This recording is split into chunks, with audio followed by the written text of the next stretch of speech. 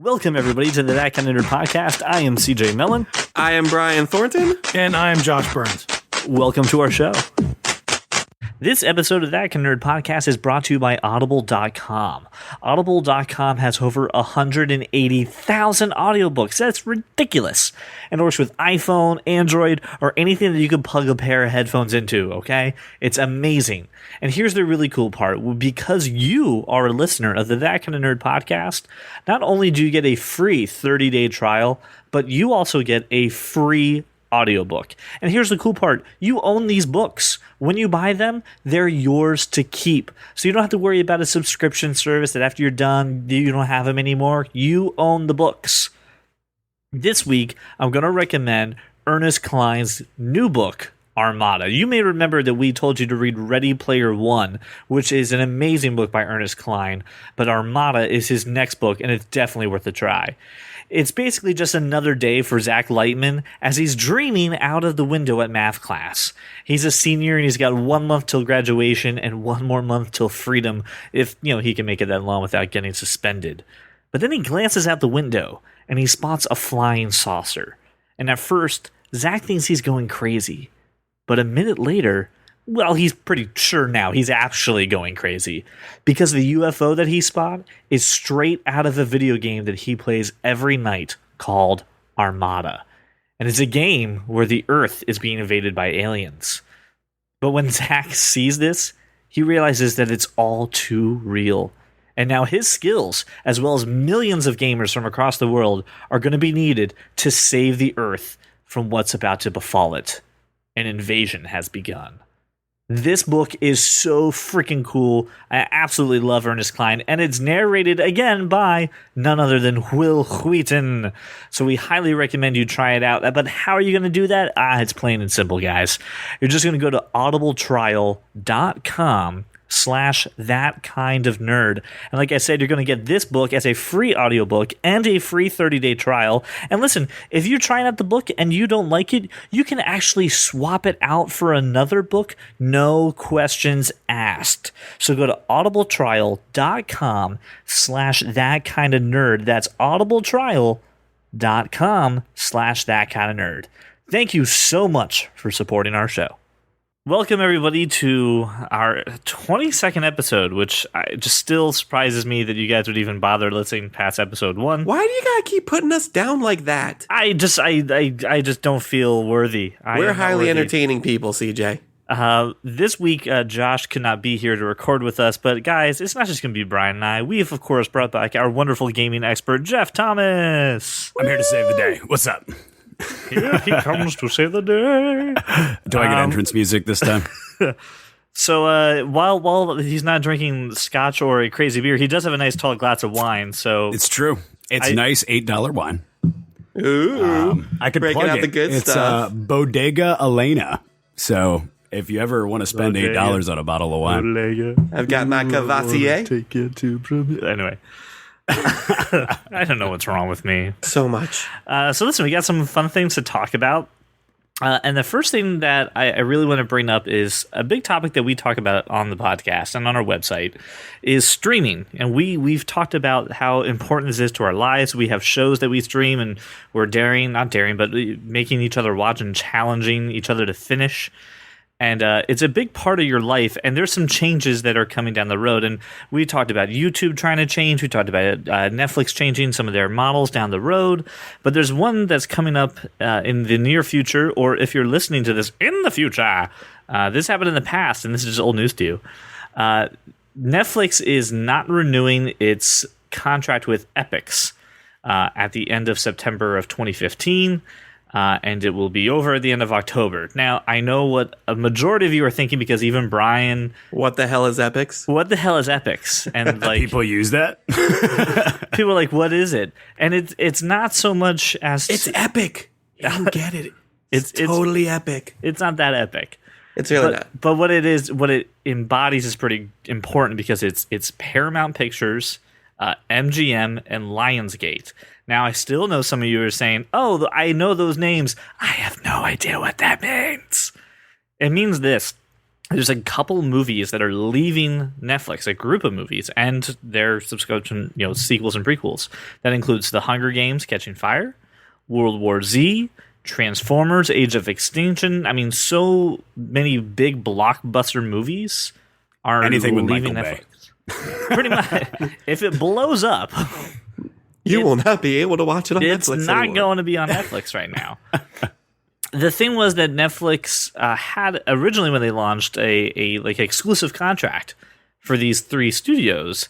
But then as Amazon and Hulu and other services started to gain prominence, they lost some of the exclusivity, and they asked them again to, hey, let's go be exclusive together. And they said no, and Netflix just pulled out. So I know when you guys initially read, this article, you heard this news, were you under the same impression that most people were? Like, I don't even know what the hell this is? I mean, yeah, at first. And then I read the article. I was like, oh, that's what that is. I always saw, back when I sold TVs and stuff, I saw the app logo, for Epix and whatnot, but I've never personally, I remember done it. a commercial for Epix before one of my DVDs 5 years ago, and I watched it. I'm like, I don't know what any of this is. It's like exclusive content for all these movies, and I'm like, but I own the movie. Well, Epix is basically like a collection, though, of it's not just like extra content and stuff. It's a collection of these studios. It's a way to distribute them. Well, And now I know that. Well, right. And the fact that it's leaving was interesting for Netflix. Now, my question is, like The Hunger Games and World War Z and Transformers, movies like that, are those movies that you typically watch on Netflix?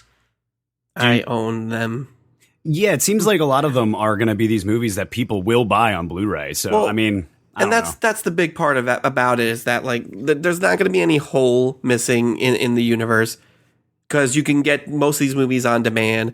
You can get them through other companies and other streaming sources, and that's the point. I mean, Netflix wanted, if you can get it anywhere else, why would you watch it on Netflix? So they just decided to, let's concentrate on our own stuff, and they have all this other stuff lined up, their own movies, the original content. So yeah, and that's the response, that they gave. They said, listen, this isn't exclusive to us. It's not making Netflix any more special. nobody is signing up for Netflix so they can watch Michael Bay's Teenage Mutant Ninja Turtles. That's all I'm saying. And I don't think they really care. I know, I enjoyed the movie. I'm just saying, when I signed up for Netflix, I wasn't like, one day Michael Bay is going to make a Teenage Mutant Ninja Turtle movies, and I need to watch it through this service. So I know when I signed up for Netflix, I was like, oh, Netflix has the movies I would watch on a whim. And, I don't own The Hunger Games: Catching Fire, but if it came up on recommendations, one day I'm bored, I'd be like, oh yeah, totally, I'll watch Hunger Games: Catching Fire.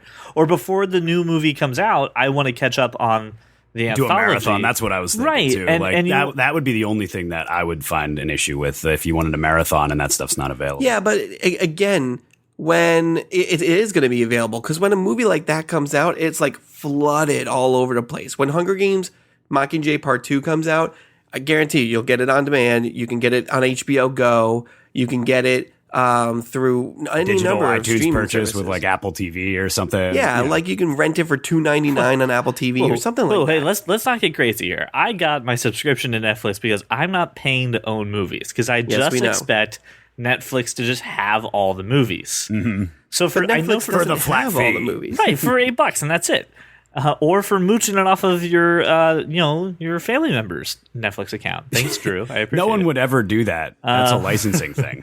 You're allowed to. But this is the I thing. actually pay extra for my Netflix account so more people can mooch off of it. I'm probably the reason why Netflix, You're welcome, family. But here's the deal. When people sign up for these services, I think they're really looking for one service to rule them all. One service that they don't have to hop, skip, and jump around. Because, all right, we mentioned on-demand titles, right? Hunger Games, World War Z, all that stuff. That's going to be on demand. But how awesome or how good of your on-demand experience is your current cable package? Is it easy to find a movie that's on Do demand? you really want to know the answer to that question? It's going to make me cry. Because my cable package is amazing. And Yeah. And is it easy to... Get So it. you both have an easy to find on demand. I literally can, if I was like, oh, I want to watch this movie, I wonder if it's on demand, I just start typing it, and they're like, "Did you mean Transformers?" I'm like, "Hell yeah, I meant Transformers," and I click it. Well, and especially with like X1, I have Comcast, so especially with X1, the platform you do is too? so easy to navigate. Oh my god, we're like It's- totally the same. Oh Thanks. my god, Really appreciate the fact that I don't Shameless have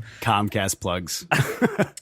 I don't have a really nifty cable provider that has a good intuitive Sounds like a you on-demand program, problem, bro. Well, but I mean, like, I don't like that. So here's the flip side of this, okay? Because this is the fun part to this story. After the like hours after Netflix publicly said, "Well, we're not doing it with Epix anymore. Sorry, we're not doing the exclusivity." Hulu said, "Absolutely, we'll do a deal with Epix. We'll take the. You don't want the movies, we'll take them." I don't care if you can get them on Amazon. I don't care if you can get them on demand.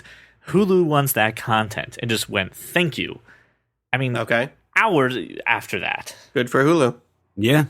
And I don't know. A lot of people that I know also have Hulu and Netflix. It's not like they use, It's one. not like an exclusive one. Like I Right. watch all the past episodes on Netflix, and then I watch the current season on Hulu. Yep. So, but a lot of people are okay. So I'll say it this way: a lot of people, when they have a music streaming service, don't have another one, right? When you have Spotify, you're not paying for Apple Music. If you have RDO, you're not using Pandora. When you have a streaming music service, you have one, and that's it. And I know a lot of people are clamoring, asking for. They can't wrap their head around why movies aren't that way, and TV shows. Now, go ahead. I'm sorry. The licensing involved in movies is a lot different than music. Right. Yeah, And TV. Yeah. And TV. It's and that's why you can't have one service to rule them all. But I will say this in regards to that, because everybody likes things to be simple and easy. If you own a television that was made post Jeff, like 2011, 2012, they all You're have talking like smart TV kind of stuff. Yeah, absolutely. and most of the software now, the television providers are like, we know there's a lot of stuff out there. Here's some sort of menu or app you can choose, and it'll show every movie that you want and what service it is on. Yep. So if I want to watch The Hunger Games, I go into this app, I choose The Hunger Games, and it'll be like, hey, Catching Fire is on Hulu. It's not on Netflix, but you can watch it on Hulu or on demand or whatever. It's simple if Now, you I will know say how to that integrate with, your like, devices. The TVs and stuff, you run into a lot of issues with the actual TV manufacturers not knowing what the hell they're doing when they make that whole true. deal. So, I mean, I think it's more of like a familiarity thing. There's like if also you, a website somewhere that does that too. like brings up your Yeah, which history? it won't even bring up your history, but you can at least like search something and it'll say, here's what it's available on. Here are the things that you are currently subscribed to. And then like when you click on it, it'll open up the app or whatever that you are currently subscribed to for it. I know what you're talking about. I can't remember the name of it. So the thing that I took away when I was reading this is when Netflix launched, and when I mean Netflix, I mean as we know it now, the streaming service. When it launched, it was about the movie experience, and it was about making sure that you had all the cool movies that you would want. That if you didn't have HBO or you didn't want to own them, you could just stream them that way. And then, yeah, they had a couple TV shows here and there, but they were like old throwbacks that, probably cost 8 cents just to have anyway, so it's not a big deal. But you're not going to take up the whole space of Growing Pains on your, on your DVR. book bag. Right, yeah, or your DVR. You're not going to do that. Speak for yourself, sir. Well, the know. Brian Blockbuster Thornton is a very different, Growing Pains is in my collection. I can imagine. It's actually not. And Hulu was more about television, all right? Their slogan was for the love of TV. It was about the old shows that you haven't seen in a long time, or, hey, here's the new shows that you've Well, missed. and they also did something really smart when they first launched, and that was appeal to the college audience, which is, how many college kids, or like even in your past experience, I watched entire freaking shows with my friends in college, and Yeah. Hulu was perfect for that. They gave it for free yeah. with a college email. And see, it's funny now to watch them evolve and grow because now Hulu just snatched up. I mean, you're right here. The list of movies that they got is great. So we talked about the Hunger Games and all that stuff. Wolf of Wall Street, Jack Ryan Shadow Recruit, RoboCop. Don't add RoboCop on Yeah, the I was list. gonna of say great not the movies. new one. Star Not Trek the Into new one. Darkness. Okay, that's good. Anchorman 2. I think there's a Tyler Perry movie in that list too. Sign me up. They're going to get that. Jeff is all about Medea. Listen, Tyler Perry's a Medea Christmas. I mean, just that's how you start your Christmas season. To hell with all those pumpkin spice latte and pumpkin spice things. You grab Medea movies and I jump wonder the broom. what would fill your suggested movies if all you watched were Tyler Perry movies. Would there be enough room? There would just be more Tyler Perry movies I was gonna because say, there's like I don't think there would be anything 80,000 else. of them. But I thought what's interesting about this too is that on the flip side, even though they got a lot of the big movies, Hunger Games: Mockingjay Part 1, Mission Impossible: Rogue Nation, Interstellar, those movies are not coming to Hulu in this deal. They're not getting them. No, Netflix announced that they would be getting them. Right. Right. But they just lost the partnership with Epix. So now I'm confused. So the licensing is the studio or through Epix itself? So Epix itself is what's doing this. They're controlling it. Now, Okay. Initially, Brian, and I think this is where things get confusing. Initially, Netflix was going to get those movies. They are not. Those movies are not coming to Netflix. That was part of this deal. They lost them. So they're coming to Hulu later. Yeah, but they're going to be on Hulu. Plus the fact that I own them all. So Okay. All right. Let's break this down for a quick second before I go crazy. Jeff, when was the last time you bought a movie? When was the last time you bought a DVD? Tuesday. I think I bought Interstellar. So that was when it came out, 2 weeks ago? And before that? Probably not for a while. But then I buy the sci-fi movies that come out a lot of the time, the horror movies without even seeing them. I can tell you the last Blu-ray movie that I went out and purchased was Star Trek Into Darkness. Mm-hmm. Or like the Hobbit stuff. I think that was probably the last stuff. And after that, I don't buy movies anymore. I don't do it. I rely on these streaming services. Sounds like a you problem. I mean, in the interest of space saving, even though a DVD or Blu-ray box is not that massive, everyone wants that clean look. They don't want a shelf of movies. Oh my gosh, I love my shelves of movies. Yeah, me too. Me too. Multiple shelves on shelves. And I've got shelves on shelves on shelves. No shelves. To me, I'm starting to see a loop come back again. I think a lot of life is secular, and I think we're coming back to this. We used to buy a ton of DVDs and movies, and we used to make sure that you always owned it. So if you ever felt the whim to watch SpongeBob Sponge Out of Water, you could just go ahead and watch it. I've never felt that whim. I know. Beverly Hills Cop. How about that? If you ever wanted to watch Beverly Hills Cop, you just grab it and watch it, right? That was great. But now, if you want to watch Beverly Hills Cop, or I don't know, let's just say you get challenged to watch all the Rocky movies.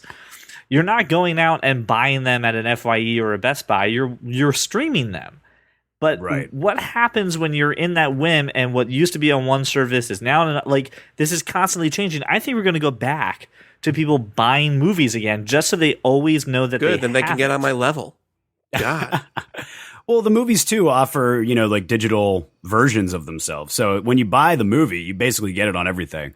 So it's just up to how you want to could do the Apple TV route and just download it off of iTunes or something like that, and you're good to go. And they have all the new releases and everything too. But I think people, if you want to go the digital route, okay, that's the thing. I think at the end of the day, though, people are worried about losing a file, having something be corrupted, having the service go down, and not being able to get some movies that they really enjoy. So, do you guys think that we're maybe going back into a route where we're buying movies again on a more regular basis, or do you think that I'm totally incorrect and we're going to stay in the streaming route?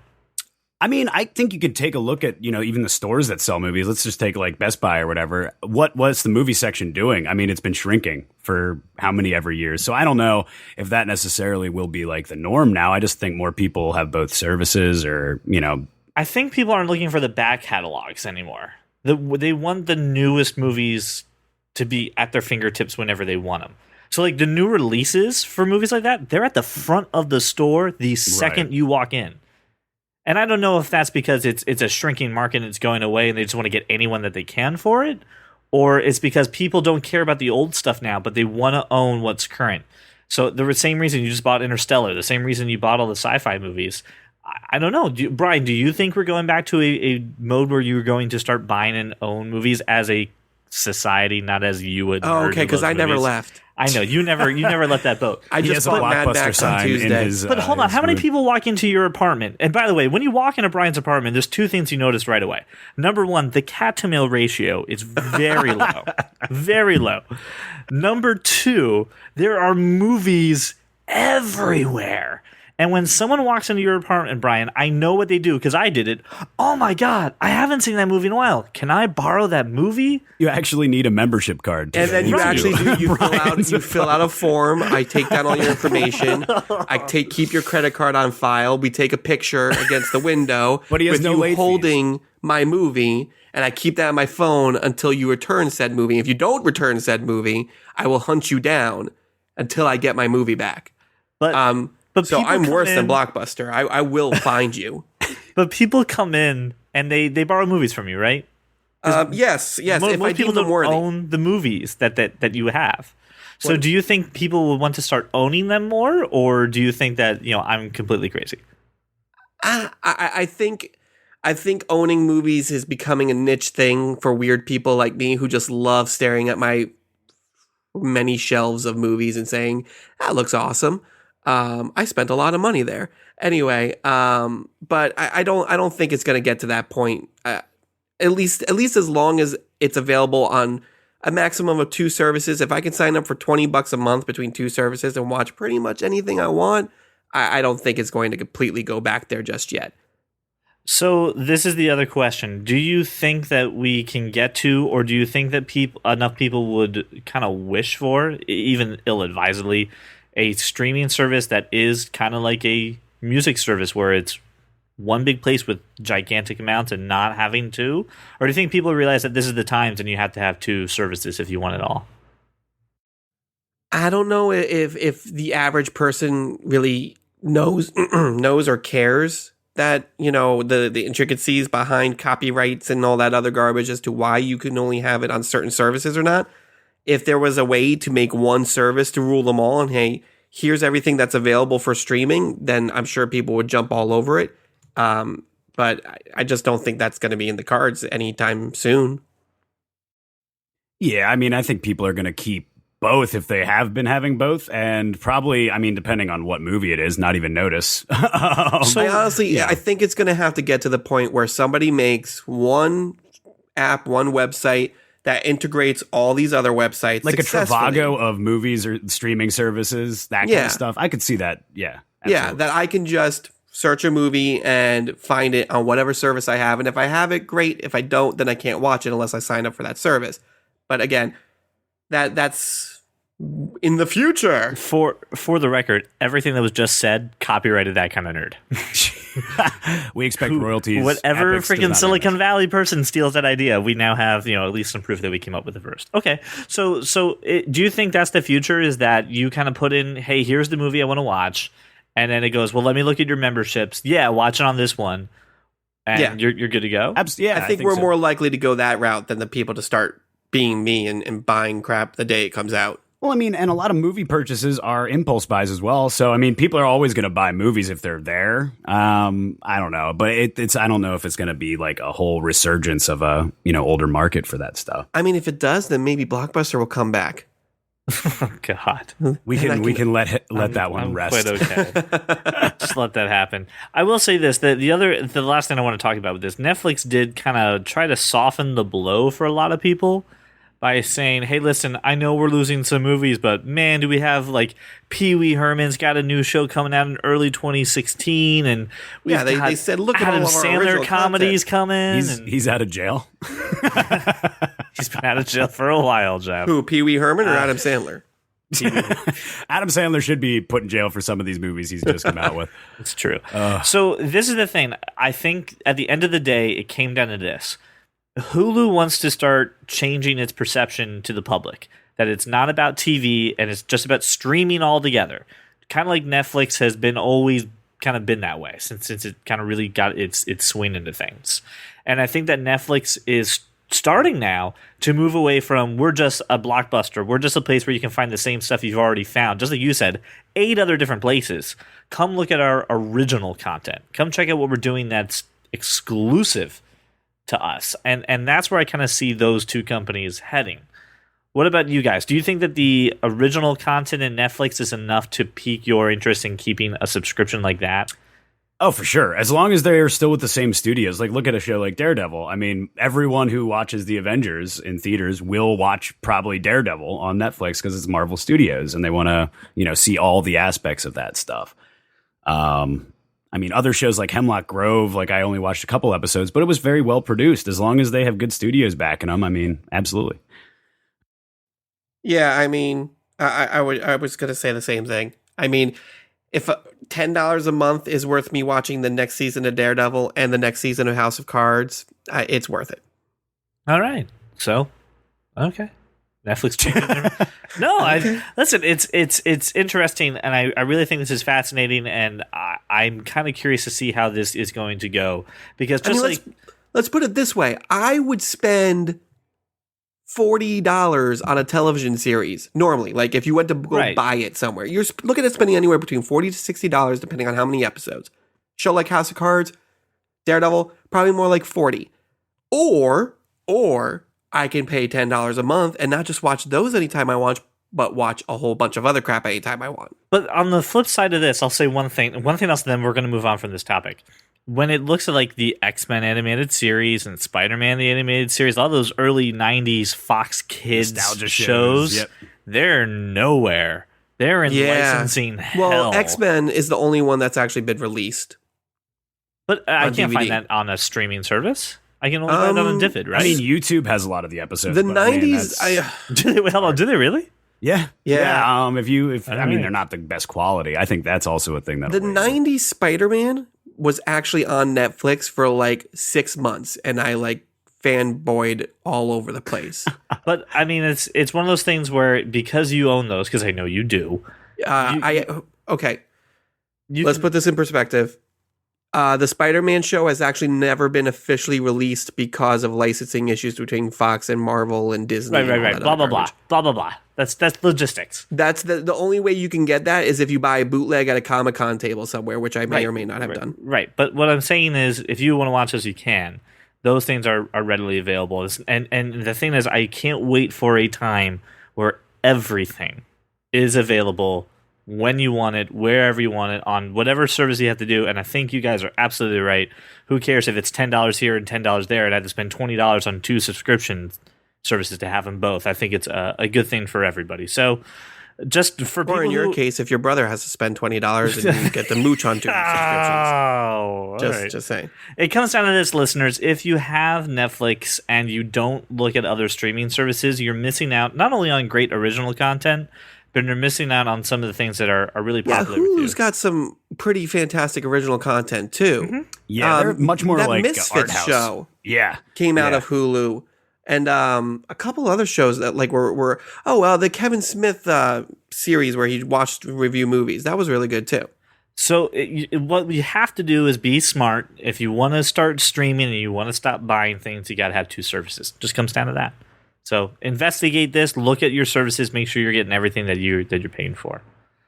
So let's talk about things that you should definitely pay for, definitely watch, and you should definitely be absorbing. There was a new trailer for season 4 of Arrow on the CW. And we're going to include the link to the trailer in our show notes so you can watch it on our website. But dude, this is amazing. I am so excited for this freaking show. Did you guys get to watch the trailer? Yes. And I'm just going to say something. I don't like the Arrow. I'm sorry. I hate the Arrow show, but I do enjoy watching comic book stuff on TV. It's really weird. Jeff all of a sudden just dropped out of the call. What, CJ, you won't let him back in? Now, don't get me wrong. I love Stephen Amell, but the show is such bad writing. Listen, I'm going to let you finish. But the CW has the best DC content of all time. It really does. More importantly, that trailer was fantastic. Maybe The Flash. Yeah, the trailer is good. Well, listen, if you're a listener to this podcast, you know how much we love this show. We talk about it a lot. And the reason is some of you are still not watching it. It is an amazing show. For shame, sir. For shame, sir, and or madam. Or cat, puppy thing. The Arrow is not Batman. The Arrow is not Batman. Nor should he be presented in that way. How the That's heck my is opinion Arrow on it. presented as Batman? Whoa, the entire last season was about the League of Assassins and all this other stuff. And he was, I don't know, my biggest hate of the show. Now, don't get me wrong, I still watch it and everyone calls me a hypocrite, but it's when you try to like change a character just to make it more appealing to like a Batman fan, just because Batman can't be on TV or wasn't on TV when it started. I don't know. I will refer you to several comic book storylines which shows that Green Arrow is closer to Batman than you may think. But he's not Batman. But he kind of is. I'm just saying, Ra's al Ghul really does not think he should is. inherit the League of Assassins. Well, listen, in a TV universe where you can't have a Batman, this is the next closest thing, and just maybe rip you it off. would. Just rip it off. It's fine. It's not ripping off. It's their telling own you stuff. differently. They're allowed to do it. It's their own stuff. Whatever. Jeff, hold on. Are Still you news telling me you've things. never told a story that happened to you, but it really happened to, to a someone friend, else? And then It really one day happened you to tell that Batman. story to the person. You're like, yo, this happened to me once. And then your friend's like, dude, I told you that story. It's different than just a minor alteration. It's like you're just copy and pasting awesome Batman storylines into the Arrow just because you. Here's the thing about the show, and here's what I like about what's coming up and what's coming down the pipe. You're now starting to get out of the, so far from what we've seen, out of the vigilante-esque kind of feel, where it's a guy running around in a costume to a man in a suit becoming a hero. It's starting to get more polished, more official. The production value on the show is also rising up too. The effects look really great. A lot of fighting in there. This looks to be more action-packed. And some of the seasons and some of the stuff that I don't like, Jeff, too, is this constant flashing back and forth, and losing adventure and excitement for a shitty story that could be summarized in 15 minutes. This looks like that they've heard some... as like a flashback goes, it's like if you add certain little tiny things just because you didn't write the next season when you had the first season come out, and you have to flashback in order to make it make sense, is kind of screwed up. Anyway. Well, okay, well that goes to one point on this, and thank God it's like having Josh here all over again. Hey, It's the CW, and no one thought that the CW would be able to keep a show like Arrow going on TV. So I think to that point, I give him a pass because I never even thought that would happen. And yet here I am talking about it for the umpteenth time on how great this show looks. Brian, you haven't been very vocal, and I feel like I'm holding you back. Go ahead, buddy. I the only thing I want to say is how wrong Jeff is. explain. Proceed with your evidence, sir. No, it's a fantastic. Yes, it's got those very heavily elements of the Batman story in it, and the Batman story, as you are describing it, was not the Batman story until Christopher Nolan. So suck it. But it's still a good retelling of that story from a different kind of perspective, from a different kind of view. The flashbacks got a little bit ad nauseum. I don't want to harp on that. Three. But this season, again, it looks brighter. It looks a little bit more optimistic. It got away. It seems like it's getting away from the dark and gritty feel. Thank God. That the first three seasons were. Like I said, this is being more polished now. Because honestly, Green Arrow, for a lot of his, I mean, he's got some dips and valleys and some storylines which are really darker. He's always been a much more positive character. And now we're seeing him become that hero. The show's taking that positive turn, which I really, really am enjoying. The trailer looks fantastic. You got a short scene of Constantine. Yeah, I was going to say, Awesome. thank you. There's a lot of other like little tips of the hat to other superheroes and other characters within the DC universe coming together. My favorite thing about this, and then I want to talk about another feature of this, is that there's, just like Batman Begins, there's a nice progression to this character where he starts out as the vigilante and then becomes the Hood and then becomes the Arrow. And then now that, the world that he's going into, now he is becoming the Green Arrow. I really enjoyed seeing someone take a comic book series like that, again, which I don't have a lot of backstory on, so I could be totally off, and taking it from the roots and what it would be like in real life to polishing it into a full-blown superhero, it's so much fun to watch. I'm enjoying the hell out of it. Yeah, I mean, the character progression over these past 3 seasons has been fantastic. His struggle with whether or not he can do this solo, or whether he needs help, or whether he should be doing it at all is great. And see, Jeff, this is the thing. That's not supposed to happen on TV with superheroes.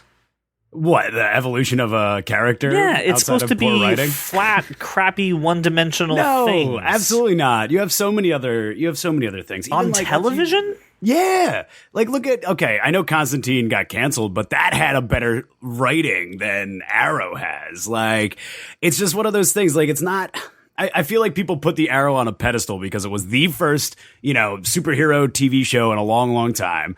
And they were basically at liberty to do whatever the hell they wanted. And, like, they wrote, like, really crappy, in my opinion, love triangles and stuff in it like that. And I'm like, I get it. You have to have episodic narrative. But it's just one of those things. I love characters like Felicity. Really crappy love triangle? Yeah, I love a love story. Listen, no, it's not a love triangle. Ollie was a whore. That's all there is to it. He just freaking spread his seed around, and that's it. But you don't have to draw that out for like 9 episodes and then flashback at the same time to like the same origin story, but you already know where he's going to end up. You know what I mean? Like, it just seemed very drawn out in some cases. Now, I won't say all the seasons were bad. I did enjoy season 2 and season 3. So here's the other really cool thing about this, and the fact that this show has kind of taken on a life of its own, and so has the actor, because Stephen Amell went on WWE and a couple of appearances, but one of them was great. It's totally staged, obviously, and if you've heard us talk about Max Landis before, he has a terrific video called Wrestling Isn't Wrestling. Watch this, and then now everything is totally different when you watch these 2 clips. But he was at a Raw taping, and there's a WWE superstar, Stardust. If you follow wrestling, it's pretty much Goldust. It's just the Latex and generation for it. face paint. It's pretty bad. Anyway, he antagonizes Stephen Amell when he's like coming into the ring. Stephen Amell jumps over the barrier in very Stephen Amell Arrow style, jumps into the ring and beats the shit out of him, and then takes like 4 security guards to hold him back. He's like, what? And then they finally just said, all right, cool, listen, that was fun. They got a lot of people to talk about it. Let's bring him on to SummerSlam, and they actually have him fight pay-per-view event. The pay-per-view event with the Red Arrow. Right, which is a WWE. Neville is the Red Arrow. Yeah, his like finishing move's called the Red Arrow. Oh, okay, sorry, it's called Red. Which is a WWE superstar. That's so cool. Like, when was the last time we seen someone? When was the last time we see those 2 cultures cross like that and have everybody on both sides be okay? I think that speaks to like Stephen Amell in terms of how interested he is in his own, like the pop culture medium. Like he can jump in anywhere, and he's got one of the most entertaining Facebooks of ever. Oh, he does. Oh, yeah. My god, his Facebook's pretty fantastic. He's got a pretty huge following, and he seems like he genuinely enjoys what he does. I mean, it's awesome. But according to Josh, he is still not big enough to draw people into the movie theaters to be. Well, when Teenage Mutant Ninja Turtles 2 comes out, starring Stephen Amell as Casey Jones, he will be eating his words. Agreed. Wow, hold on. All 3 of us are just in agreement. I mean, like I smell collusion, sir. Josh, you're not gonna get any negative crap in there. This is a negative-free zone. Right. But this is cool, but we were talking about the acceptance of nerd culture as we've kind of watched it grow over the last couple of years has just become more and more and more and more acceptable. And I really, seriously, I while I know a lot of people who like wrestling like superhero movies and they like superhero shows, I never see them allowing that to cross the streams. The wrestling stories are wrestling stories, and the comic book stories are comic book stories. And even though they're kind of rooted within similarities, I never thought that we would just upright embrace Stephen Amell to jump into a pay-per-view event. Yep. And an actual match too. It wasn't just like some, featured cameo kind of thing. Like Ronda Rousey showed up at WrestleMania this year, but like she didn't, perform in an actual match. But yeah, because she would kill them all in like a minute and a half. By the way, and then go after fans in the stadium. Can I go to a ball with you? Thanks, Turtle. Whatever you say, buddy. Yeah, right. But listen, I think this is really cool. I didn't really see anything for Flash. Did anyone? They should. There was internet travels. Yeah, in my internet travels, there was finally they released a 1.5 minute Comic-Con teaser for Flash, which really isn't much. It's just a voiceover, and you see this kind of blue streak kind of running through Central City, and you hear some stuff that, as the comic book nerd in me, freaked out. Like they have a voiceover from a character called Jay Garrick, who's very prominent in the Flash series, and then they kind of alluded and stopped it, and then it said Zoom is coming. And Zoom is another speedster who likes to make the Flash's life hell. So I'm very excited. I want to see a 5-minute trailer for this, honestly. Yeah. This is the only time where you will hear me consistently praise the work of DC, and it's these two shows, and I really can't stress enough how good these shows are, and you should definitely give them a try. And since we were talking about binging them, I know they're very available on Netflix to watch. At least the Arrow is. The first 2 seasons of Arrow, at the very least, are on Netflix. Go watch it. We are telling you this again for probably the 4th time. Fight through it, but it's decent at the end. You don't have to fight through it unless you're a horrible cynic like Jeff. The Flash is good. I will give it that. The only thing that we've told people you have to fight through to really love is like the first season of the reboot of Doctor Who. Other than that, every show we've recommended, no need to fight. You'll just enjoy it right away. So go do that. Go find your website that tells you what streaming service they're on and type it in and do that. And if that exists in the future, get your $8 bottle of wine and just enjoy yourself. Because it's going to be good. So, Jeff, it wouldn't be an episode with you if we didn't have some kind of gaming news or gaming stuff coming down the pipe. So I would love to hear what's going on in the world of gaming that our fans and our listeners would love to hear about. So, biggest thing, that just happened this past week is Metal Gear Solid 5 Phantom Pain was released, which is, Kojima. If you read my article about Konami and Kojima, they split ways. And, this has been a franchise spanning almost, 20 years? You owned this game because you had if a PlayStation. Everybody had this game. Since Nintendo, Metal Gear, Kojima, that's true. And that was 86, I believe, or 87 when the first Metal Gear was released. But, then obviously the first gen, it was, Solid series came out for PlayStation, and it was, the best. That's where the series really took off. Honestly, so what's that? No, go ahead. I'm sorry. I mean, honestly, this is where what introduced me to the Metal Gear series was Metal Gear Solid for my PlayStation 1. I bought this and Siphon Filter off of a friend of mine for like $10, and the fool had no idea what he was giving me. And I've played that game ad nauseum. And it had such good replay value. And it's so cool. Well, in a world where all your video games are, here's your gun, shoot the F out of whoever gets in your way. This game takes finesse. Every single one of these games takes a little bit of finesse. If you want to do it right, you gotta be tactical. You guys think about it. You can't just kill everybody, which is so cool. And it was the first game that really kind of brought that to light for me. And I've been addicted to it ever since. I want to play Phantom Pain. I just have not gotten a chance to, but I'm looking forward to this immensely. And it taught us all that hiding under a cardboard box was the perfect way to get yourself invisible. Out of a bad situation. You are invisible to anyone. The cheapest way to cosplay at any con is just grab a box and be like, I'm Solid Snake. And be like, I'm not, there's no one under here. Shh. It's okay. And this was another game, too, that, like, it's so cinematic. Like, you can't help yourself but get sucked into this story. What I've loved about these games in recent years is that they're doing a wonderful job of blending art with video games. Yeah. And it's really showing off the power of what you can do, not only just with a computer, but an interactive medium like this. Oh, for sure. The think about a boss fight like I forget his name off the top of my head, but you fought a guy, Psycho Manus, in one of the games where you literally unplugged your controller at one part. It was like it was a very very meta. These games have always been very meta, and they always like get in the head of the actual player, which makes them extremely. So since CJ and some of our viewers might not have played keep this it game. low for me. I don't. So here's the coolest part, because again, this was one of the first games that did this for me. How interactive it was with you as a player, not just I'm pushing buttons. Like, you had to think outside the box.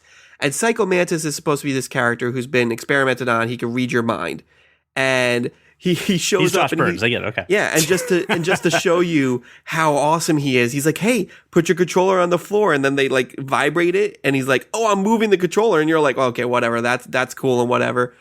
But when you're fighting him, you can't hit him until you figure out that you need to unplug your controller and put it into port 2 so he can't read your mind. So he takes control of your mind, and he like recognizes other games that you played, because He's like, "I see you've been playing Final Fantasy VII recently. Yep. Man, you really suck at it." Like, So it's almost good. like a breaking the fourth wall, Deadpoolish kind of thing. Yeah, but in a cool, like a really kind of cool way that you're just neat. like, all right, that's pretty legit. So what does this game bring to the market that's different than other games I can buy on my PlayStation? What is this game's awesome claim to fame? Well, let me just preface that whole thing by saying it is the only new next-gen title to receive all 10 out of 10s, or 5 out of 5s. You know, Metacritic gave it a 5 out of 5, IGN, GameSpot, both 10 out of 10. It's also taking full advantage of all the graphic capabilities and is rated as one of the best, if not the best games, in terms of just look and appearance. So if I out of own the a next new gen. console, this is a game that's got to be in my library. Oh, for sure. Yeah. And what else is cool is the game actually, you know, it learns from how you play. So say you kill someone in a certain way, you know, you snipe them or whatever. Enemies will then start to adapt to your strategies, which is like really cool. You can't do the same thing over and over again. I mean, you can, but it's just going to be harder. And it's one of those things where that's how actual enemies would probably, you know, if you have a guy going around taking out dudes. Oh, wait, this guy likes, you know, to use a sniper rifle. Maybe we'll, I always thought about that when I played Arkham Knight or I played Spider-Man Shattered Dimensions with, you know, Noir. You would go from the ceiling, come down, wrap somebody up, pull them up to the ceiling. Oh, yeah. Or like the 3 Mr. feet away Freeze encounter. Right, Yeah. 3 feet from another guy, and then they all look up for a little bit, and then they go back down to looking at the ground. I'm like, hey, you saw the dude on the ceiling, right? That's probably where the next attack's coming from. If it helps you, the new Batman doesn't do that. All right. I've died many times because I thought I could get away with that. And no, But you know, as the AI learns as well, it also, you know, you are able to experience more aspects of the gameplay, and it gives you a lot of tools to actually counter them. So, like, you know, it's not just you have a gun or your fists. It's like you have all sorts of stuff. You have this this thing called Mother Base, which is an ever evolving, you know, research facility where you're kind of like, you know, you're obviously Snake, but you're the commander of this research facility. But you get tech upgrades and different ways of spotting certain types of enemies, all this cool stuff. So it's a challenge to not only the AI learns how you play, but you can play the game differently based on the abilities that are given to you. Yeah. That sounds pretty cool. It sounds like more strategy than just the typical crap that we're used to now, where it's, you know, shoot, and ask questions later. So listen, a welcome change in the gaming industry and a way to change the perspective of people having games. I think that's welcome. What else came down the pipeline that our readers and our listeners would probably like to know, Jeff? We got a few little things about Kingdom Hearts 3. This week, TGS, which is the Tokyo Game Show, kind of a lot of companies gave their lineups for the coming show. And Square didn't really talk too much about it, but they revealed a few of the worlds for Kingdom Hearts. The major reveal being that Big Hero 6 will be a part of Kingdom Hearts 3, which is actually really cool. This is the thing I love about Kingdom Hearts is that, and I have a love-hate relationship with this game, that you get characters from everywhere in here. And you travel everywhere, and you get to play with those characters in their home environment, or and take them with you. interact with their home environment. And sometimes you're a part of the movie, CJ, which is even better. Which is pretty awesome. But it's fact that you said, oh man, I always would have loved to play as X character, and then usually Kingdom Hearts is the game that goes, hey, wouldn't it be cool if you could play as that character? Like, I just said that. Yeah. That'd be awesome. Like this game first came out, I remember being so excited because I was a huge Final Fantasy fan. And it's Disney. If you say you're not a Disney fan, you are a liar and a hypocrite. Because everybody loves Disney to some extent. but I just the thought of melding these two worlds together is just so cool and so much fun. And it's still super original. Like, it's not, boring or anything. There was two or, you have Unchained Memories, different things on different, handheld consoles or handheld devices. It's always new and exciting. They're also something that wasn't done before. They are kind of doing continuation. So, like if you guys saw Big Hero 6, where that story ended, there's actually going to be a continuation narrative that takes, it happens right after the events of the movie and is supposedly is canon, but I don't know if that's just speculation at this point. But like, it's kind of cool to see that stuff happen. I wonder if they'll do like a Frozen or something. If they don't, you just got to let it go. Yeah, you just gotta let it go. God. I'm going to make Life and a sparkly dress in one fell swoop. That would be, well, by the way, that would be the coolest cosplay to see Jeff with all his big bushy beard and his manliness and his deep gravelly voice in an Elsa costume. Hey, I can hit a high B. But I don't know if I can hit that last note. It's pretty up there. Oh my God, that would be so much fun. So Brian, what's your take on Kingdom Hearts, and why is this game for you kind of special and unique? Like, why does this game deserve people's time and attention? Every version of Kingdom Hearts has brought something new and cool and different to the table.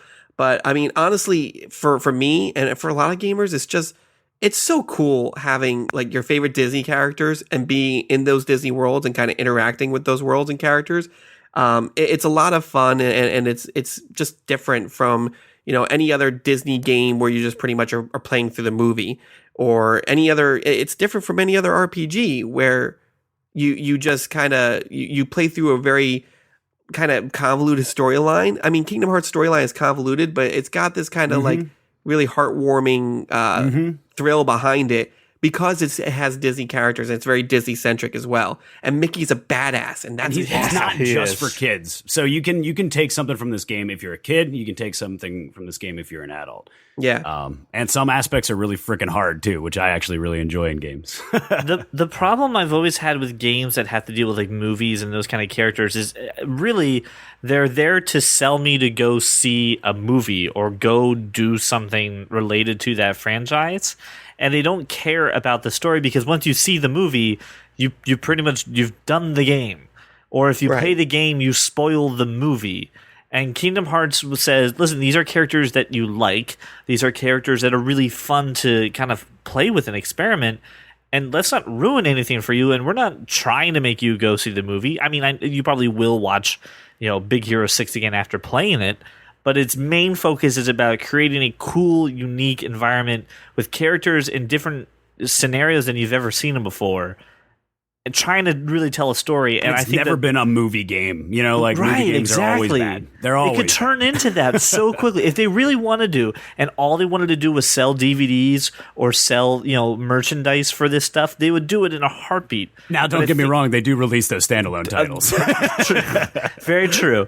But what? Say what you want about those standalone titles, but they all connect. I mean, if you're a really huge Kingdom Hearts fan, like maybe somebody here is, and may have all of those titles and the remakes on PS3, they all connect and they all have their part in the story, which is still really cool. So it's one of those things where you can play the main 1, 2, 3, and be okay, or you can play the main 3 and play the offshoots and kind of enhance your experience and get more out of the story, which is fantastic for me. Replay value. I'll just say that much. Yeah, it's a huge thing too. The thing with gaming, in my perspective right now, is for me, and I know for a lot of people, time is not. I don't have a ton of free time right now, and the world has become less and less more, free time because you've got your Netflix queue to go through, you got work to get to, you got schoolwork that you got to get done. Everything's kind of scheduled out, or any free moment you have, it's either on your phone or on a tablet. That spending $60 on a game is a huge deal now. And I love that some of the games that you're mentioning here, Jeff, they're the perfect thing that not only is it about one-time playing and just spending $60 for a little bit of amusement, but it's the fact that you can get these games and still play them again. That once you do get some free time and you want to decompress, even though you've played a game like this before, you can go ahead and play it again. And I think that's something that a lot of people need to look into when they make games, because just like we talked about, movie games and things like that, that big titles and big names that are good for 3 or 4 months, they're not there to replay the campaign again. They're there to go online, have a 12-year-old call you a dick, and then die. And then say that he's doing something to my mom or something. They die and repeat and do it all over again. Yeah. And this is different. And was in development for almost 6 years. And it shows, and it's not one of those games that gets stuck there. It was just they needed the time to do it and do it well. And Kingdom Hearts, I'm sure, will be the same way. The studios that make these games really genuinely care. Not to say Activision and these guys who make Call of Duty and Battlefield don't, but it's like if you have to churn out a game in a year, you don't have a lot of time to edit it or make it better. It's not the point. The campaign's not the point. But with these games, it's always been about story over everything else. So I have to thank Jeff for coming back onto the show and thank you, Jeff. Josh. Oh, I always have fun with you guys. It was nice to have a deep, sultry voice on, and I feel that I would now be able to go to sleep. Fun fact, I narrate my life in Jeff's voice. Is that what you do? I do. He has a vocator that changes his voice to just in my head. In your inner monologue. in your inner monologue is that. Jeff is like, I woke up this morning and I just did not want to go to work today. How do you know my life so well? But listen, Jeff wrote some amazing articles, and we'll be posting them throughout the week about some of the games, some of the things that we've talked about. So please make sure you support Jeff's writing as well, and check him out on thatkindofnerd.com. So we can definitely do that. I would love to hear people's thoughts and feelings on streaming services and what their end goal is. Do you think having a database where you can kind of type in a movie or type in a show and find out where it's at is a good idea, or do you have a better one out there? And I promise we won't steal it and make that own website. We want to be partners with you if that's your dream. And we definitely want to make sure that you guys can kind of tell us, what do we need to be watching? What is a show that we need to watch? You obviously heard of us talking about it. We got Josh to go on I think season 4 of Chuck. Yes, he's almost done. He's almost done. We're close to wrapping up Deadwood. My wife is finishing up Doctor Who. Doctor Who's coming up soon. So excited. We are recommending Arrow and Flash to you like we're getting paid by the CW. We're not, by the way, just so everyone's Although clear. we wish we were. We are not. I would not accept their money. If you have the Moesha Network would not allow it for you. But we give you suggestions. We would like to take yours. So if you have a suggestion, make sure you tweet it at us at That Kind of Nerd, or email it to us at podcast@thatkindofnerd.com. So thank you guys so much for taking the time out of your day to listen to the show, for making us your walk around the neighborhood, your drive to work. And please help support the show by going to audibletrial.com/thatkindofnerd. Again, that's over 180,000 audiobooks. That's ridiculous. And it works on It's over 9,000. It's over 9,000, and it works on anything you can plug a pair of headphones into. So you have no excuse to not be smart and not to listen to some amazing books by some amazing people. So go to audibletrial.com/thatkindofnerd. Thank you again for listening to the show. Have a wonderful day.